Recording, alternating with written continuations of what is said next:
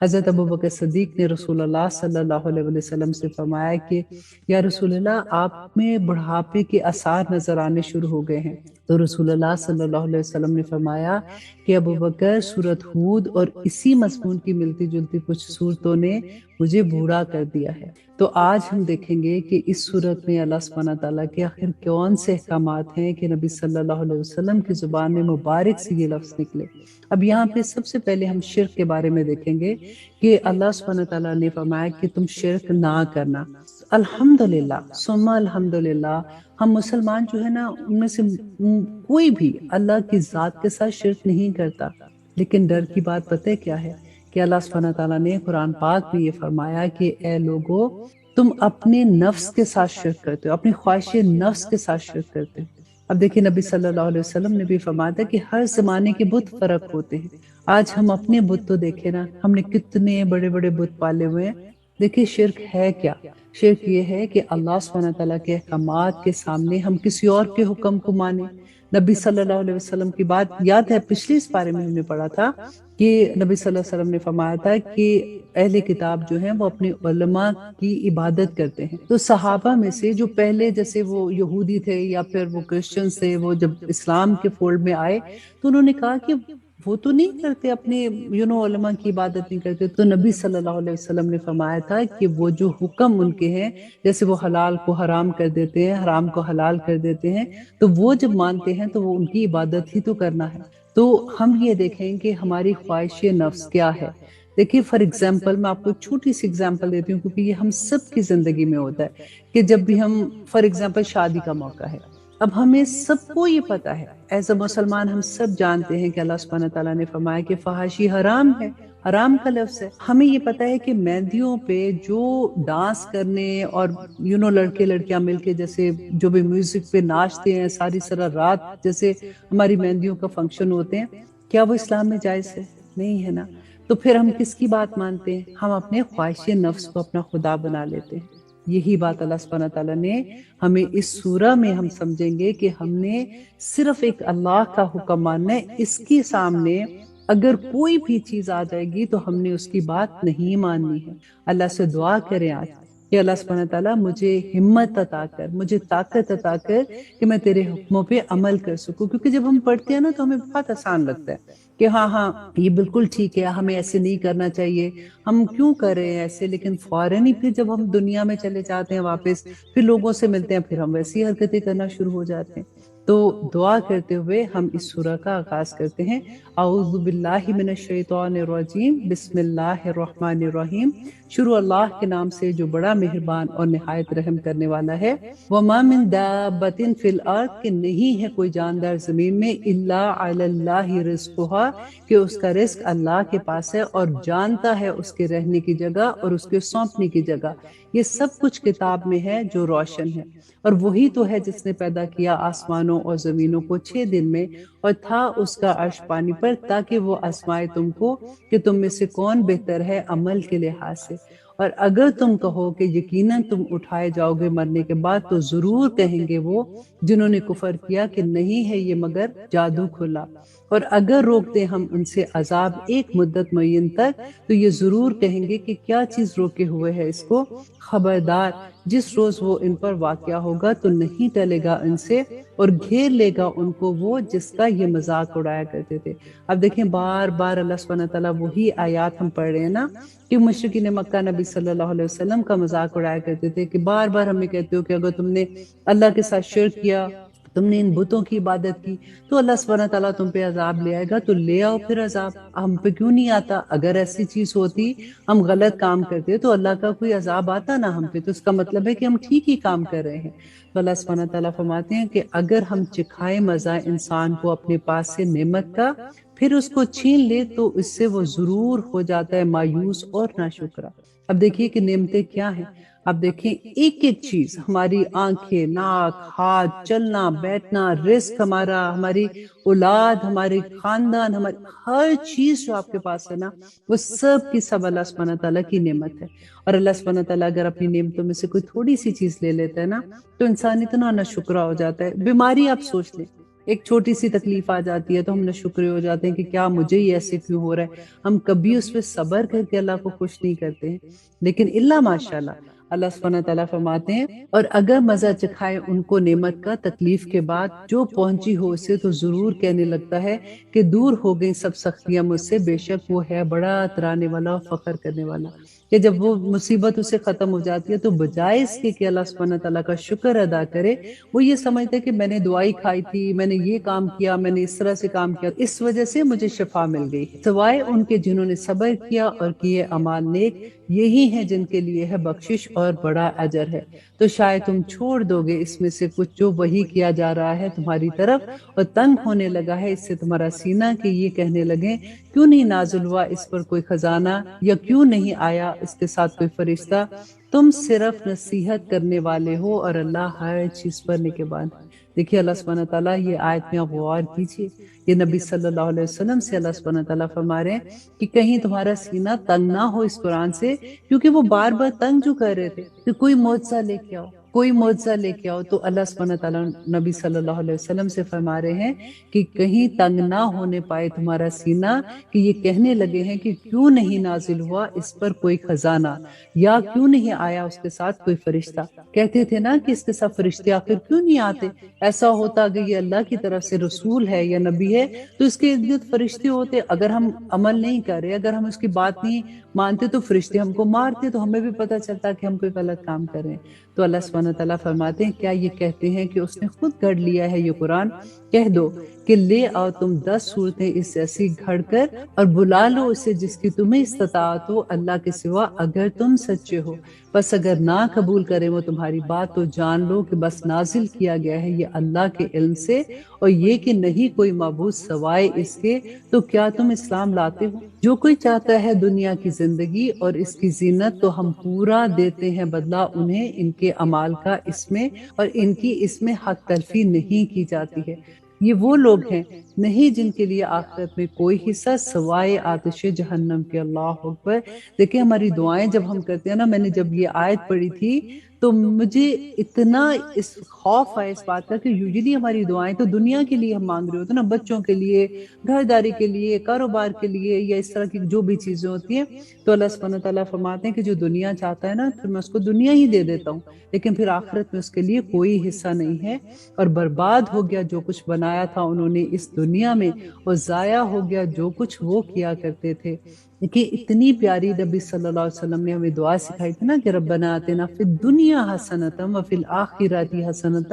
وقنا عذاب النار، کہ ہمیشہ یہ دعا مانگا کریں کہ اللہ سبحانہ تعالیٰ دنیا بھی دے اور آخرت بھی دے اور ہمیں دوزخ کے عذاب سے بچا لے۔ اور آیت نمبر 17 میں اللہ سبحانہ تعالیٰ فرماتے ہیں پھر کیا وہ جو ہو روشن دلیل پر اپنے رب کی طرف سے اور اس کے ساتھ ہو ایک گواہ اس اللہ کی جانب سے، اور اس سے پہلے موسیٰ کی کتاب رہنمائی اور رحمت تھی، یہی لوگ ایمان لاتے ہیں اس پر، اور جو کوئی انکار کرے اس کا فرقوں میں سے تو آگ ہے اس کا ٹھکانہ، تو نہ ہونا تم شک میں اس کے بارے میں، یقیناً یہ حق ہے تیرے رب کی طرف سے، لیکن اکثر لوگ اس پر ایمان نہیں لاتے۔ اور کون ہوگا بڑا ظالم اس سے جو باندھے اللہ پر جھوٹ؟ ایسے لوگ پیش کیے جائیں گے اپنے رب کے حضور اور کہیں گے گواہ کہ یہی لوگ ہیں جنہوں نے جھوٹ بولا تھا اپنے رب پر، سن رکھو کہ لعنت ہے اللہ کی ظالموں پر۔ اور آیت نمبر 19 میں اللہ سبحانہ تعالیٰ فرماتے ہیں یہ وہ لوگ ہیں جو روکتے ہیں اللہ کے راستے سے اور ڈھونڈتے ہیں اس میں کجی، اور یہی ہیں آخرت کے جو منکر ہیں، اور یہ لوگ نہیں کر سکتے عاجز اللہ کو زمین میں، اور نہیں ہے ان کے لیے سوائے اللہ کے کوئی حمایتی، دگنا دیا جائے گا ان کو عذاب، نہیں استطاعت رکھتے تھے وہ بات سننے کی اور نہ ہی وہ دیکھ سکتے تھے۔ یہی ہیں وہ جنہوں نے خسارے میں ڈالا اپنے آپ کو، اور جاتا رہا ان سے جو کچھ وہ جھوٹ بولا کرتے تھے۔ بلا شبہ کہ یہی ہے آخرت میں جو سب سے زیادہ خسارہ اٹھانے والے ہوں گے۔ یقیناً وہ لوگ جو ایمان لائے اور کیے نیک عمل اور عاجزی کی اپنے رب کے آگے، یہی ہیں صاحب جنت اور وہ اس میں ہمیشہ رہیں گے۔ اب دعا کریں کہ یا رب العالمین ہم ان لوگوں میں شامل ہو جائیں۔ اور آیت نمبر 24 کی مثال دونوں فرقوں کی جیسے ایک اندھا اور بہرا ہو اور ایک دیکھتا اور سنتا ہو، کیا دونوں برابر ہو سکتے ہیں مثال میں؟ کیا پھر تم غور نہیں کرتے ہو؟ اور یقیناً ہم نے بھیجا نوح کو اس کی قوم کی طرف، اس نے کہا بے شک میں تم کو ڈر سنانے والا ہوں واضح طور پر کہ نہ عبادت کرو سوائے اللہ کی، بے شک مجھے خوف ہے تمہاری نسبت عذاب کا، ایک دردناک دن کا۔ تو کہنے لگے سردار وہ جنہوں نے کفر کیا ان کی قوم میں سے کہ نہیں ہم دیکھتے تجھ کو مگر ایک آدمی اپنے ہی جیسا۔ دیکھیں پھر وہی پرابلم کہ ان کا بھی یہی کہنا تھا اس زمانے میں بھی کہ تم ہماری طرح کے تو انسان ہو تو تم کیسے نبی ہو سکتے ہو؟ جیسے نبی صلی اللہ علیہ وسلم سے کہا کرتے تھے کہ تم فرشتے ہوتے تو ہمیں یقین بھی آتا، نور بنانا چاہتے تھے نا، تو اللہ سبحانہ تعالیٰ کہتے اور نہیں ہم دیکھتے تجھ کو کہ اتباع کرتے ہیں تیری مگر وہی لوگ جو ہم میں ادنا درجے کے ہیں۔ اور یہ کیا کہا کرتے تھے کہ جو غریب لوگ ہیں وہ تو تمہاری تباہ کرتے ہیں، اور سطحی رائے والے لوگ جیسے جن کی رائے بھی اتنی کوئی مضبوط نہیں ہے، اور نہیں ہم دیکھتے تم میں اپنے اوپر کوئی فضیلت بلکہ ہم خیال کرتے ہیں تمہیں جھوٹا۔ اب دیکھیے فضیلت کس لحاظ سے، وہ کہتے تھے کہ نہ تمہارے پاس پیسے ہیں نہ تمہارا کوئی ایسا شان و شوکت ہے تو پھر ہم کیوں تمہاری بات مانیں۔ اور آیت نمبر 28 میں اللہ سبحانہ تعالیٰ فرماتے ہیں کہا اس نے اے میری قوم دیکھو تو اگر میں ہوں روشن دلیل پر اپنے رب کی طرف سے، اور بخشی ہو اس نے مجھے رحمت اپنے پاس سے، اندھا رکھا گیا ہو جس سے تم کو، تو کیا مجبور کر سکتے ہیں ہم تمہیں اس کے لیے جبکہ تم اس سے ناخوش ہو۔ اور اے میری قوم نہیں مطالبہ کرتا تم سے اس پر مال و زور کا، نہیں میرا اجر مگر اللہ کے ذمے، اور نہیں ہوں میں دور کرنے والا ان کو جو ایمان لائے ہیں، یقیناً وہ ملنے والے ہیں اپنے رب سے، لیکن میں دیکھتا ہوں تمہیں ایسے لوگ جو جہالت کر رہے ہیں۔ اب دیکھیے نبی صلی اللہ علیہ وسلم سے بھی کفار مکہ والے یہ کہا کرتے تھے کتنے غریب غریب لوگ تمہارے پاس ہوتے ہیں، جس وقت ہم آپ کی محفل میں آئے یا آپ سے بات کرنے آئے تو آپ ان کو ہٹا دیا کریں۔ اور دیکھیے اسی لیے جو سورت عبس صاحب و نازل ہوگی تھی، وہ ایک صحابی جو نبینا تھے ان کے بارے میں کہ آپ ان کو اگنور نہ کریں۔ آیت نمبر 30 میں اللہ سبحانہ تعالیٰ فرماتے ہیں اور اے میری قوم کون مدد کر سکتا ہے میری اللہ کی گرفت سے اگر میں ان کو دور کر دوں، تو کیا نہیں تم غور کرتے۔ اور یہاں پہ دیکھیے کہ حضرت نوح نے بالکل وہی بات کی جو نبی صلی اللہ علیہ وسلم نے کہی تھی کہ نہ میں کہتا ہوں تم سے کہ میرے پاس ہیں خزانے اللہ کے، اور نہ میں جانتا ہوں غائب، اور نہ میں کہتا ہوں کہ میں فرشتہ ہوں، اور نہ میں کہتا ہوں ان لوگوں کی نسبت جن کو حقارت سے دیکھتی ہیں تمہاری آنکھیں کہ ہرگز نہیں دے گا انہیں اللہ بھلائی، اللہ بہتر جانتا ہے اس کو جو ان کے دلوں میں ہے، اگر ایسا کہوں یقیناً میں تب تو ہو جاؤں گا ظالموں میں سے۔ اور آیت نمبر 32 انہوں نے کہا اے نوح یقیناً تو نے ہم سے جھگڑا کیا، پھر بہت ہی جھگڑا کیا ہم سے، تو لے آ ہم پر وہ جس کا تو وعدہ کرتا ہے اگر تو ہے سچوں میں۔ اب دیکھیے پھر وہی بات نا جیسے وہ نبی صلی اللہ علیہ وسلم سے کہتے تھے کہ آپ لے آؤ پھر وہ عذاب جو آپ کہتے ہو، اور اللہ سبحانہ تعالیٰ فرماتے ہیں اس نے کہا صرف لائے گا تم پر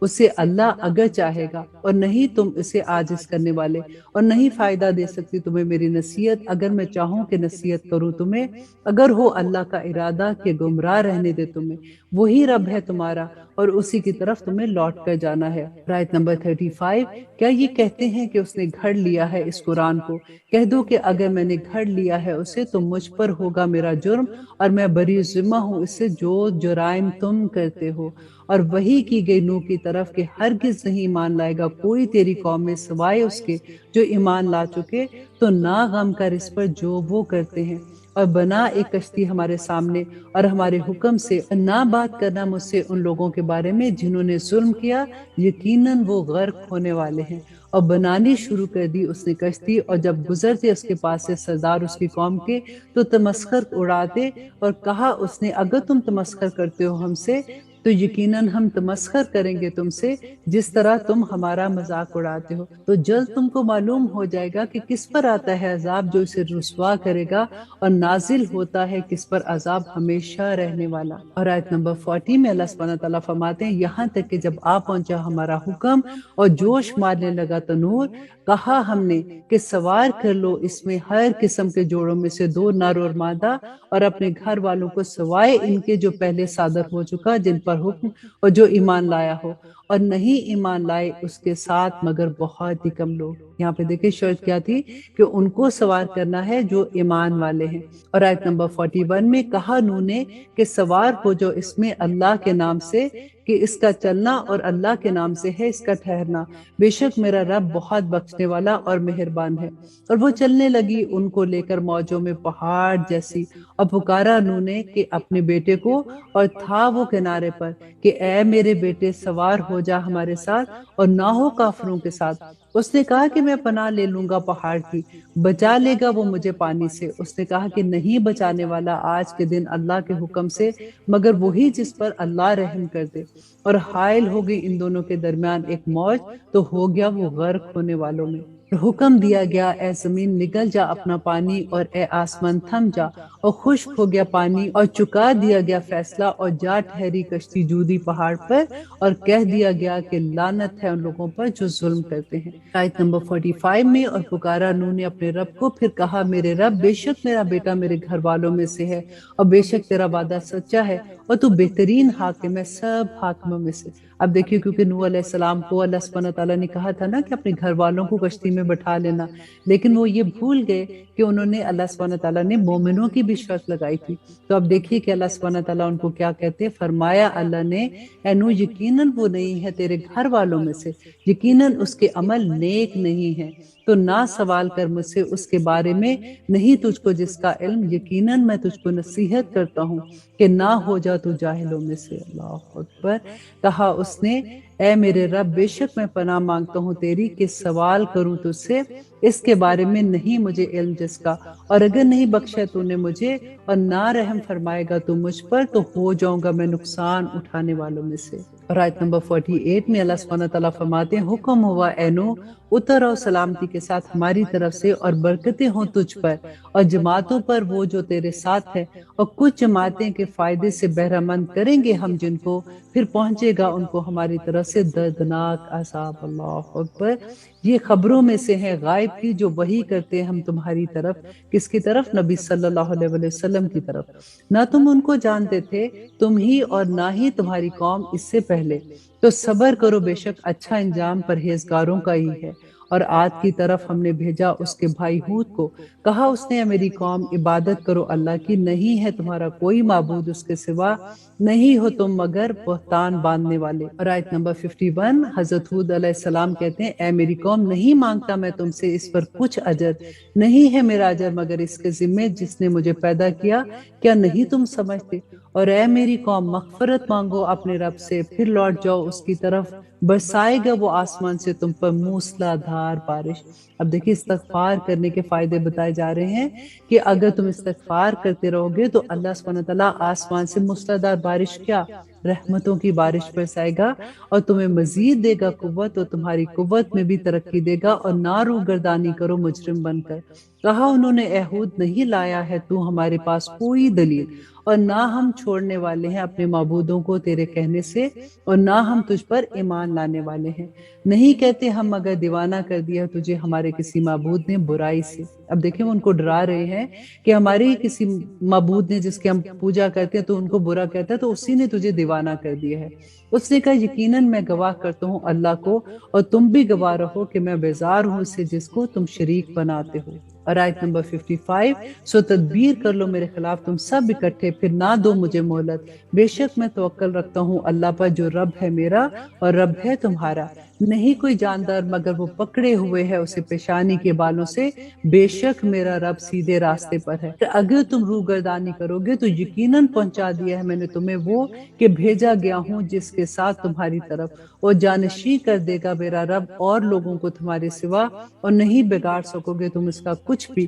یقیناً میرا رب ہر چیز پر نگران ہے۔ اور آیت نمبر 58 میں اللہ سبحانہ تعالیٰ فرماتے ہیں اور جب آ پہنچا ہمارا حکم تو بچا لیا ہم نے ہود کو اور ان کو جو ایمان لائے تھے اس کے ساتھ اپنی رحمت سے، نجات دی انہیں شدید عذاب سے۔ اب دیکھیے بار بار جو ہم چیز پڑھتے ہیں کہ اللہ سبحانہ تعالیٰ کا جب عذاب آتا ہے تو اللہ سبحانہ تعالیٰ اپنے مومن بندوں کو بچا لیتے ہیں۔ اب بھی دیکھیے اس دنیا میں بھی جب بھی کوئی ایسا وقت آئے گا جو مشکل ترین وقت آتا ہے ہماری زندگیوں میں، تو اللہ سبحانہ تعالیٰ اپنے مومنوں کی مدد کرتے ہیں، اللہ سبحانہ تعالیٰ ان کو ان مشکلوں سے نکال لاتے ہیں۔ اور آیت نمبر 59 میں اللہ سبحانہ تعالیٰ فرماتے ہیں کہ یہ ہے قوم عاد، انکار کیا تھا انہوں نے نشانیوں سے اپنے رب کی اور نافرمانی کی اپنے رسولوں کی، اور مانتے رہ کہنا ہر سرکش متکبر کا، اور پیچھے لگا دی گئی ان کے اس دنیا میں لعنت اور قیامت کے دن بھی خبردار رہو، یقیناً عاد نے کفر کیا تھا اپنے رب کے ساتھ، خبردار رہو پھٹکار پڑی عاد پر جو قوم تھی ہود کی۔ اور اب آیت نمبر 61 میں اللہ سبحانہ تعالیٰ فرماتے ہیں اور سمود کی طرف ہم نے بھیجا ان کے بھائی صالح کو،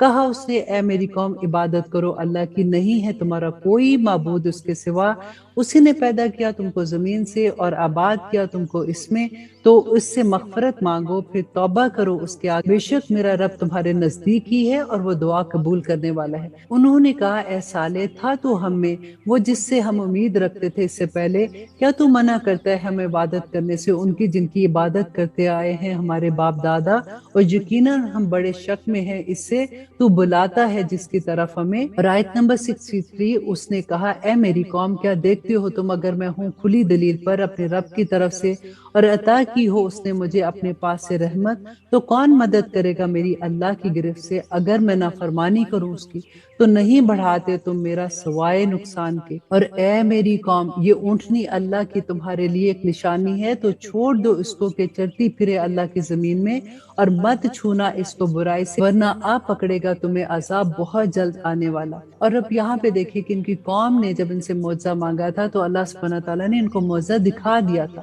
اور معجزہ بھی کیا تھا کہ پہاڑ پھاڑ کر وہاں سے اونٹنی نکالی تھی، پھر کاٹ ڈالی انہوں نے اس کی پونچھی، تو کہا اس نے فائدہ اٹھا لو اپنے گھر میں 3 دن، یہ وعدہ ہے کہ جو نہ جھوٹا ہوگا۔ پھر جب آ پہنچا ہمارا حکم تو بچا لیا ہم نے صالح کو اور ان لوگوں کو جو ایمان لائے تھے۔ دیکھیں پھر وہی بات نا کہ جب عذاب آیا تھا تو حضرت صالح اور جو لوگ ایمان لائے تھے اللہ سبحانہ تعالیٰ نے ان کو بچا لیا۔ اور رسوائی سے اس دن کی، بے شک تیرا رب ہی طاقت والا ہے، زبردست ہے۔ اور آ پکڑا ان لوگوں کو جنہوں نے ظلم کیا تھا ایک چنگاڑ نے، تو وہ پڑے رہ گئے اپنے گھروں میں اوندے کے اوندے، گویا نہ بسے ہی تھے ان میں۔ خبردار رہو یقیناً سمود نے کفر کیا تھا اپنے رب کے ساتھ، خبردار رہو پھٹکار پڑی سمود پر۔ اور بے شک آئے ہمارے فرشتے ابراہیم کے پاس بشارت لے کر، اور کہا انہوں نے سلام، کہا اس نے سلام، پھر نہ دیر کی اس نے کہ لے آیا ایک بچڑا بنا ہوا۔ پھر جب دیکھا اس نے کہ ان کے ہاتھ نہیں بڑھے اس کی طرف تو ڈرا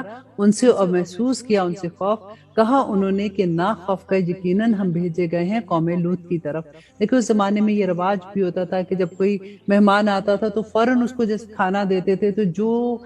نقصان دینے کے لیے آتے تھے یا لوٹ مار کے لیے یا کچھ ایسے آتے تھے تو وہ پھر کھانا نہیں کھاتے تھے اس گھر کا۔ تو جیسے انہوں نے کھانے کی طرف اپنا ہاتھ نہیں بڑھایا تو حضرت ابراہیم ڈر گئے، تو انہوں نے لیکن فرشتوں نے یہ کہا کہ ہم قوم لوط کی طرف آئے ہیں۔ اور آیت نمبر 71 اور اس کی بیوی جو پاس کھڑی تھی وہ ہنس پڑی، اور پھر خوشخبری دی ہم نے اس کو اسحاق کی اور بعد اسحاق کے یعقوب کی بھی۔ اس نے کہا کہ ہائے میری کمبختی، کیا میرا بچہ ہوگا اور میں تو بوڑھیا ہوں اور یہ میرا شوہر بوڑھا ہے، یقیناً یہ بڑی عجیب بات ہے۔ آیت نمبر 73 انہوں نے کہا کہ کیا تو تعجب کرتی ہے اللہ کے حکم پر، رحمت ہو اللہ کی اور اس کی برکتیں ہو تم پر اہل بیت، اور یقیناً وہ لائق تعریف ہے، بڑی شان والا ہے۔ پھر جب جاتا رہا ابراہیم سے خوف اور مل گئی اس کو خوشخبری تو جھگڑنا شروع کیا اس نے ان سے قوم لوط کے بارے میں۔ بے شک ابراہیم بڑے تحمل والا، نرم دل، رجوع کرنے والا تھا۔ اے ابراہیم جانے دو اس بات کو،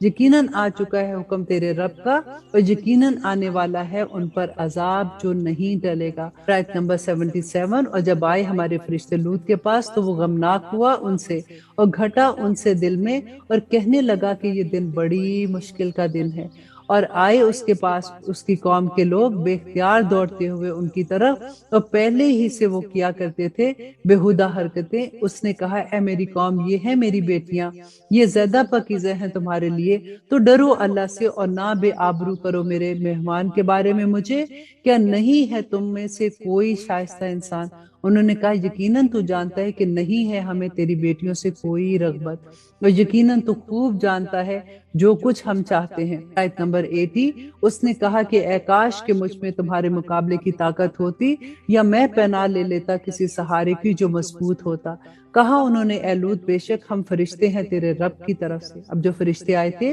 انہوں نے حضرت لوط سے کہا کہ ہرگز نہیں یہ پہنچ سکیں گے تجھ تک، تو چل دے اپنے گھر والوں کے ساتھ کسی حصے میں رات کے، اور نہ مڑ کر دیکھے تم میں سے کوئی مگر تیری بیوی، یقیناً پڑے گی اس پر آفت جو پڑنے والی ہے ان پر، یقیناً ان کے وعدے کا وقت صبح ہے، کیا نہیں ہے صبح قریب ہی؟ پھر جب آیا ہمارا حکم تو کر دیا ہم نے اس بستی کو اوپر سے الٹ کر نیچے، اور برسائے ہم نے اس پر پتھر کنکریوں کے لگاتار، نشان لگے ہوئے تیرے رب کی طرف سے، اور نہیں وہ بستی ان ظالموں سے کچھ بھی دور۔ رب آیت نمبر 84 میں اللہ سبحانہ تعالیٰ فرماتے ہیں، اور مدین کی طرف ہم نے بھیجا ان کے بھائی شعیب کو، کہا اس نے اے میری قوم عبادت کرو اللہ کی، نہیں ہے تمہارا کوئی معبود اس کے سوا، اور نہ کمی کیا کرو ناپ اور تول میں، یقیناً میں دیکھتا ہوں تم کو خوشحال، اور یقیناً مجھے خوف ہے تمہارے بارے میں عذاب کا، ایک ایسے دن کا جو گھیر کر رہے گا۔ اور اے میری قوم پورا کر دیا کرو ناپ و تول انصاف کے ساتھ، اور نہ کم دیا کرو لوگوں کو ان کی چیزیں،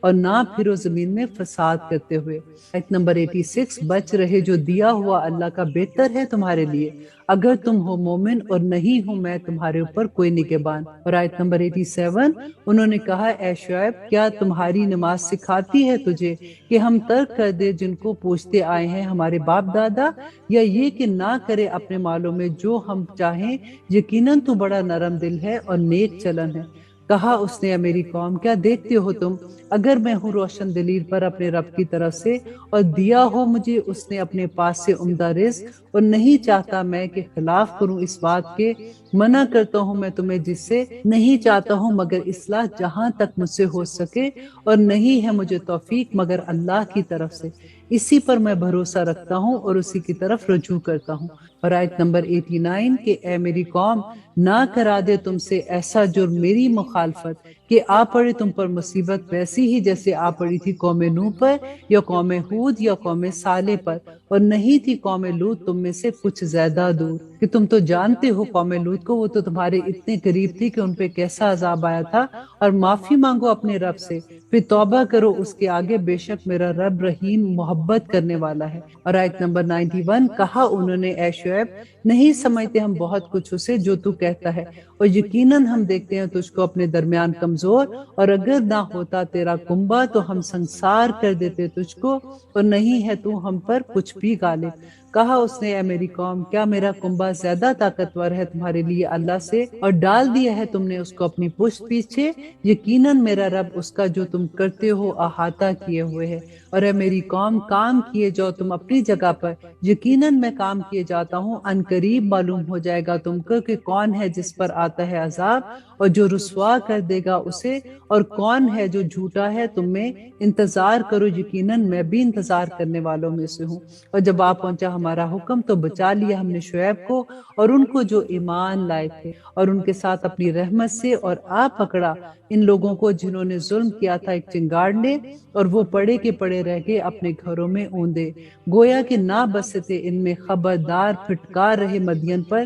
جیسی پھٹکار پڑی تھی سمود پر۔ اور یقیناً ہم نے بھیجا موسیٰ کو اپنی نشانیوں کے ساتھ اور روشن دلیل کے ساتھ۔ دیکھیں صورت میں اللہ سبحانہ تعالیٰ نبی صلی اللہ علیہ وسلم کو تمام انبیاء کے قصے بتا رہے ہیں کہ جب ان کی قوم نے ان کی بات نہیں مانی تھی تو ان پہ کیسے عذاب آیا تھا۔ اسی وجہ سے نبی صلی اللہ علیہ وسلم ڈر بھی رہے تھے کہ کہیں ایسا نہ ہو جائے کہ اللہ سبحانہ تعالیٰ کی طرف سے کوئی عذاب کی خبر آ جائے۔ اور اللہ سبحانہ تعالیٰ فرماتے ہیں اور یقیناً ہم نے بھیجا موسیٰ کو اپنی نشانیوں کے ساتھ اور روشن دلیل پر فرعون کی طرف اور اس کے سرداروں کی طرف، تو پیروی کرتے رہے وہ فرعون کے حکم کی، اور نہیں تھا حکم فرعون کا درست۔ آگے آگے چلے گا وہ اپنی قوم کے قیامت کے دن، پھر جا اتارے گا ان کو دوزخ میں، اور برا ہے وہ مقام جہاں وہ اتارے جائیں گے، اور پیچھے لگا دی ان کے اس دنیا میں لعنت، اور قیامت کے دن بھی، اور برا ہے انعام جو ان کو ملے گا۔ اور یہ ہے چند خبریں بستیوں کی ہم بیان کرتے ہیں جنہیں تم سے، ان میں سے بعض قائم ہے اور بعض تہس نہس ہو گئی ہیں۔ اور نہیں ظلم کیا ہم نے ان پر، بلکہ ظلم کیا انہوں نے خود اپنے اوپر، تو نہ کام آئے ان کے وہ معبود ان کے جنہیں وہ پکارا کرتے تھے اللہ کے سوا کچھ بھی، جب آ پہنچا حکم تیرے رب کا، اور نہ اضافہ کیا انہوں نے ان کے لیے سوائے بربادی کے۔ اور اسی طرح ہوتی ہے پکڑ تیرے رب کی جب وہ پکڑتا ہے بستیوں کو جبکہ وہ ظالم ہوتی ہیں، یقیناً اس کی پکڑ دکھ دینے والی شدید عذاب کی شکل میں ہے۔ اب یہاں پہ دیکھیے اس سورہ میں مسلسل اللہ سبحانہ تعالیٰ کے عذاب کی نشاندہی ہو رہی ہے کہ اللہ سبحانہ تعالیٰ کس طرح سے عذاب دیں گے، کہ یقیناً اس میں بڑی نشانی ہے اس کے لیے جو ڈرتا ہے عذاب سے آخرت کے۔ وہ ایک دن ہوگا کہ جمع کیے جائیں گے جس میں سب انسان، اور وہ دن ہوگا سب کے سب حاضر ہوں گے، اور نہیں تاخیر کر رہے ہیں ہم اس کی مگر ایک وقت معین تک۔ جس روز وہ آ جائے گا تو نہیں بول سکے گا کوئی شخص مگر اس کی اجازت سے، تو ان میں سے کچھ بدبخت ہوں گے اور کچھ نیک بخت بھی ہوں گے۔ سو وہ جو بدبخت ہوں گے تو ہوں گے وہ آگ میں، اور ان کے لیے ان میں جلانا اور دھاڑنا ہوگا۔ اور آیت نمبر 107، رہیں گے وہ اس میں جب تک قائم رہیں گے آسمان اور زمین، مگر یہ کہ چاہے تیرا رب، بے شک تیرا رب کرنے والا ہے جو وہ چاہتا ہے۔ اور جو نیک بخت ہوں گے تو وہ ہوں گے وہ جنت میں، رہیں گے وہ اس میں جب تک قائم رہے آسمان اور زمین، مگر یہ کہ چاہے تیرا رب۔ بخشش نہیں کبھی منقطع ہونے والی، اور نہ پڑنا شک میں اس کے بارے میں جن کی عبادت کرتے ہیں یہ لوگ، نہیں عبادت کرتے یہ مگر اس کی جیسے عبادت کرتے رہے ہیں ان کے باپ دادا پہلے، اور یقیناً ہم پورا دیں گے ان کو ان کا حصہ بغیر گھٹائے ہوئے۔ اور آیت نمبر 110 میں اللہ سبحانہ تعالیٰ فرماتے ہیں، اور یقیناً ہم نے دی تھی موسیٰ کو کتاب تو اختلاف کیا گیا اس میں، اور اگر نہ ایک بات پہلے سے طے ہو چکی ہوتی تیرے رب کی طرف سے تو ضرور فیصلہ کر دیا جاتا ان کے درمیان، اور یقیناً وہ بڑے شک میں ہے اس کی طرف سے شبے میں پڑے ہوئے۔ اور آیت نمبر 111، اور بے شک ان سب کو تب ضرور پورے کا پورا بدلہ دے گا تیرا رب ان کے اعمال کا، بے شک ان سے جو عمل یہ کرتے تھے وہ واقف ہے۔ اور آیت نمبر 112، سو قائم رہو تم جس طرح حکم دیا گیا ہے تم کو، اور جو طائب ہوا تمہارے ساتھ، اور نہ تجاوز کرنا حد سے، یقیناً وہ اس کو جو تم کر رہے ہو وہ سب دیکھ رہا ہے۔ اور آیت نمبر 113، اور نہ مائل ہونا ان کی طرف جنہوں نے ظلم کیا، بس آ لپٹے گی تمہیں آگ، اور نہیں ہوں گے تمہارے اللہ کے سوا کوئی دوست، پھر نہ ملے گی تمہیں کوئی بھی مدد۔ اور قائم کرو نماز دونوں سروں پر دن کے اور چند ساعتوں میں رات کی، بے شک نیکیاں دور کر دیتی ہیں برائیوں کو۔ یہ نصیحت ہے ان کے لیے جو نصیحت قبول کرتے ہیں، اور صبر کیے رکھو تو بے شک اللہ نہیں ضائع کرتا اجر نیکوکاروں کا۔ تو کیوں نہ ہوئے امتوں میں سے تم سے پہلے ایسے اہل خیر جو منع کرتے فساد کرنے سے زمین میں،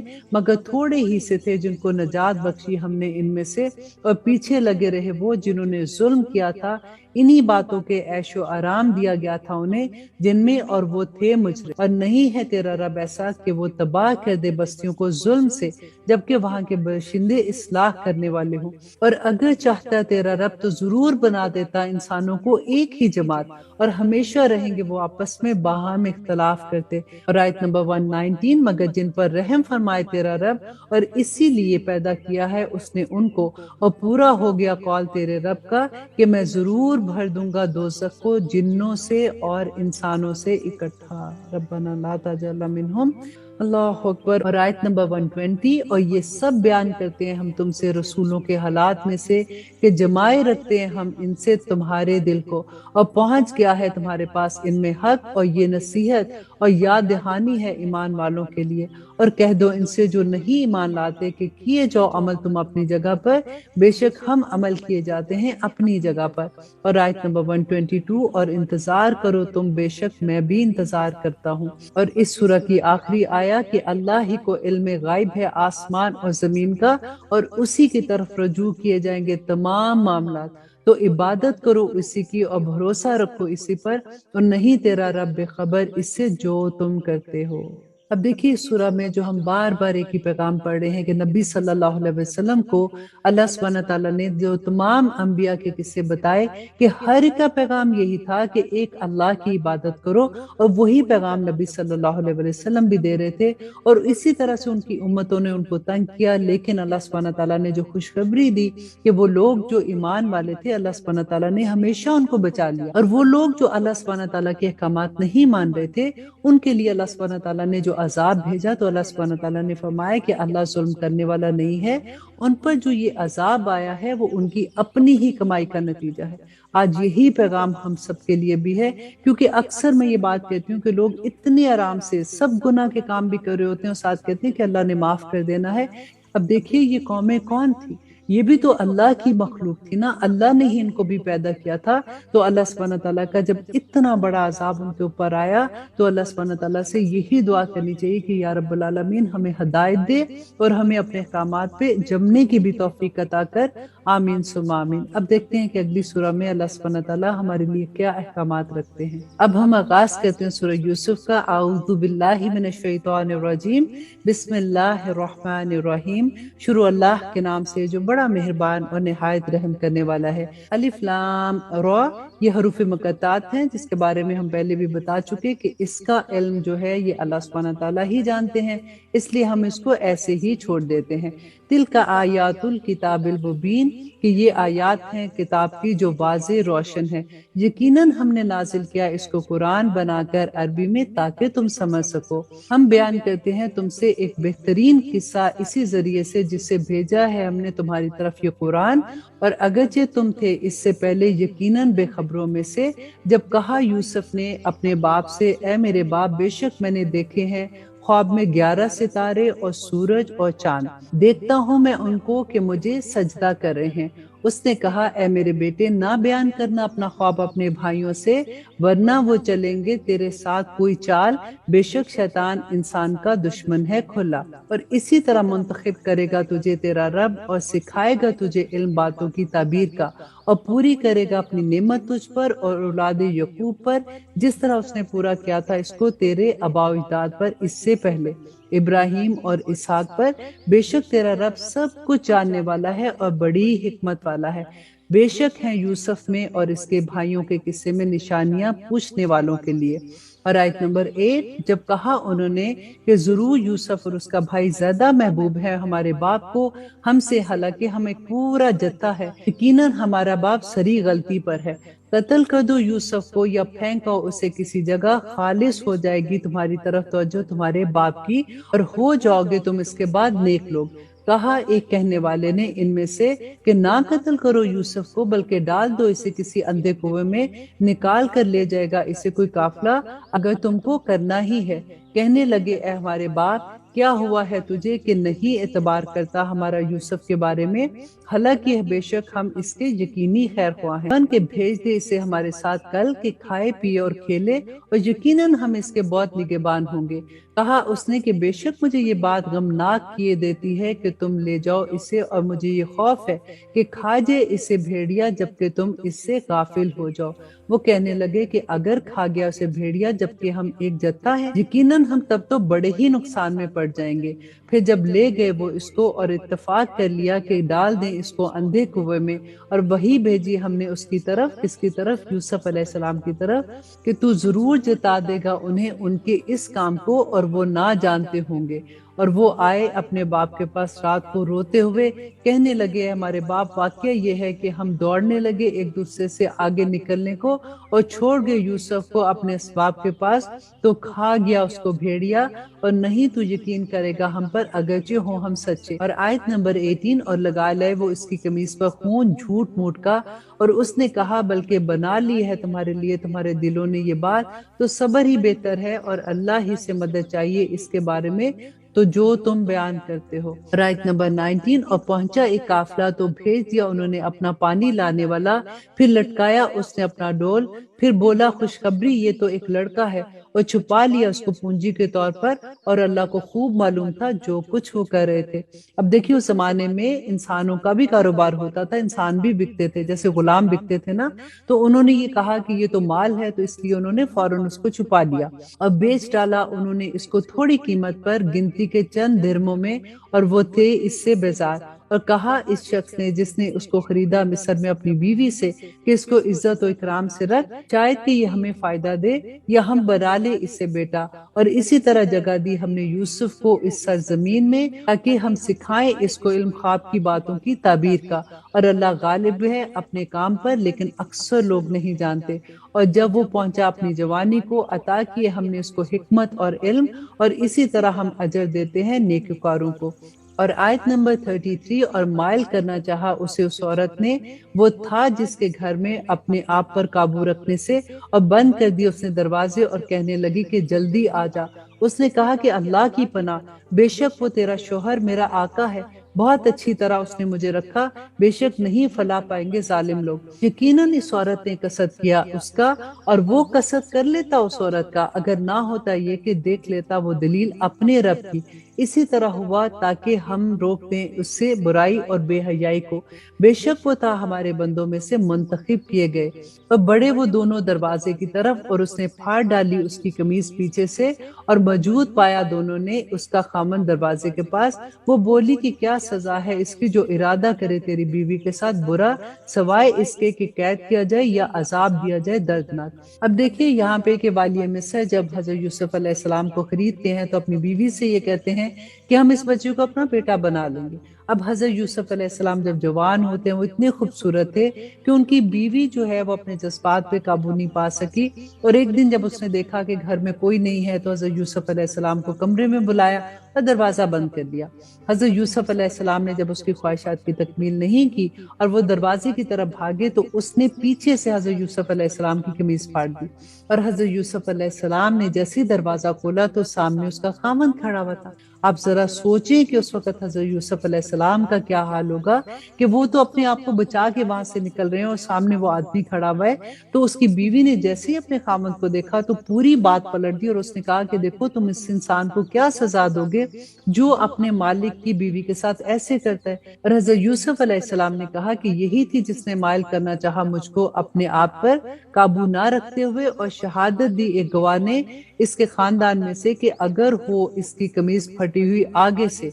तो ये सच्ची और वो झूठों में से होगा, और अगर हो उसकी कमीज फटी पीछे से तो ये झूठी और वो सच्चों में से होगा। सो जब देखा उसने इसकी कमीज फटी हुई पीछे से तो कहा उसने यकीनन ये तुम्हारा ही फरेब है, बेशक तुम औरतों के फरेब बहुत बुरे होते हैं। यूसुफ दरगुजर करो इस बात से और तू माफी मांग अपने गुनाहों की, बेशक तू ही खता करने वालों में से है। अब उसके खामन को तो पता चल गया था और गुफ्तगू करने लगी औरतें शहर की कि अजीज की बीवी मायल करना चाहती है अपने गुलाम को अपने आप पर काबू ना रखते हुए, यकीनन घर कर गई है उसके दिल में मोहब्बत, बेशक हम देखते हैं उसे खुली गुमराही में। और आयत नंबर 31, फिर जब उसने सुनी उनकी गुफ्तगू तो बुला भेजा उन्हें और मुरतब की उनके लिए एक महफिल और दे दी हर एक को उनमें से एक छुरी, और कहा यूसुफ से कि आ जा सामने इनके। बस जब उन्होंने देखा उसको तो उसका रोबे हुस्न उन पर ऐसा छाया कि काट लिए उन्होंने अपने हाथ और बोल उठी,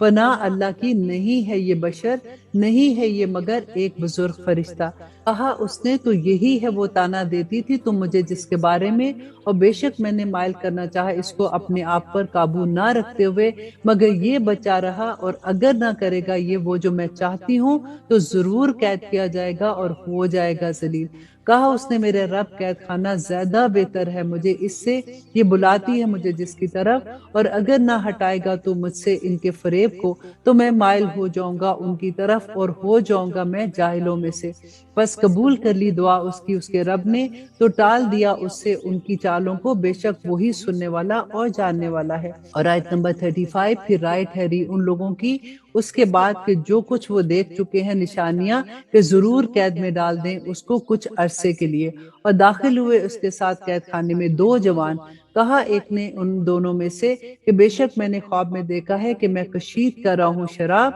और कहा दूसरे ने कि बेशक मैंने ख्वाब में देखा है कि मैं उठाए हुए हूँ अपने सर पर रोटियां खा रही हैं जिनको परिंदे, तो बता हमें इसकी तबीर, यकीनन देखते हैं हम तुझको नेककारों में से। उसने कहा नहीं आएगा तुम्हारे पास खाना जो मिलता है तुमको, मगर मैं बता दूंगा तुम दोनों को इसकी ताबीर इससे पहले कि आए वो तुम्हारे पास। ये इन बातों में से हैं जो सिखाई है मुझे मेरे रब ने, बेशक मैंने छोड़ दिया है मजहब उन लोगों का नहीं जो ईमान लाते अल्लाह पर और वो आखिरत के भी मुनकिर हैं, और पैरवी कर ली है मैंने मजहब की अपने बाप दादा इब्राहिम और इसहाक और यकूब के, नहीं है ये हमारे लिए कि हम शरीक बनाए अल्लाह के साथ किसी एक को भी, और ये है फजल अल्लाह का हम सब पर, लेकिन अक्सर लोग शुक्र नहीं करते हैं। और आयत नंबर 39, ए मेरे रफीको कैद खाने के, क्या कई मुतफरिक रब बेहतर हैं या अल्लाह जो अकेला है सब पर गालिब है। अब यहाँ पे देखिए कि हजरत यूसुफ अलैहिस्सलाम उन्हीं लोगों को तबलीग कर रहे हैं कैद खाने में। और आयत नंबर 40 कि नहीं तुम परस्तिश करते हो इसके सिवा मगर वो नाम है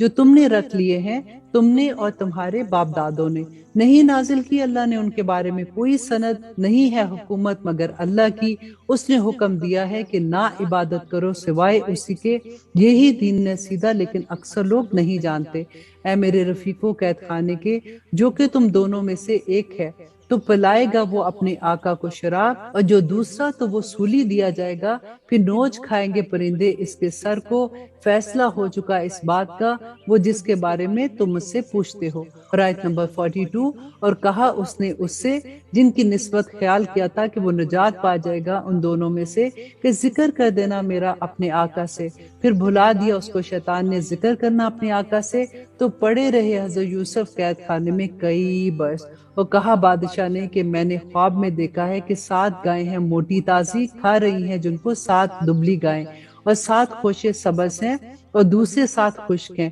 اے درباریوں بتاؤ مجھے میرے خواب کے بارے میں، اگر ہو تم خواب کی تعبیر کرنے والے۔ اور آیت نمبر 44، انہوں نے کہا کہ یہ پریشان خیال کے خواب ہیں، اور نہیں ہیں ہم ایسے خوابوں کی تعبیر کا علم رکھنے والے۔ آیت نمبر 45، اور کہا اس شخص نے جو رہائی پا گیا تھا ان دونوں میں سے، اور جسے یاد آ گیا ایک مدت کے بعد کہ میں بتاؤں گا تمہیں اس کی تعبیر، تو بھیجو مجھے قید خانے میں۔ اور قید خانے میں آ کے اس نے کہا کہ اے یوسف بڑے سچے، بتا ہمیں 7 گایوں کے بارے میں، موٹی تازی کھا رہی ہیں جن کو 7 دبلی گائیں اور 7 خوشے سبز ہیں اور دوسرے 7 خشک ہیں، تاکہ میں واپس جاؤں لوگوں کے پاس، شاید کہ وہ آگاہ ہوں۔ اور آیت نمبر 47، کہا اس نے کہ کھیتی کرتے رہو تم 7 سال متواتر، تو جو غلہ کاٹو تو رہنے دینا اسے خوشوں میں، سوائے تھوڑی مقدار کے جس میں سے تم کھاؤ گے۔ پھر آئیں گے اس کے بعد 7 سال بہت سخت کہ کھا جائیں گے وہ جسے تم نے جمع کر رکھا ہو ان کے لیے، سوائے تھوڑی مقدار کے جس کو تم رکھ چھوڑو گے۔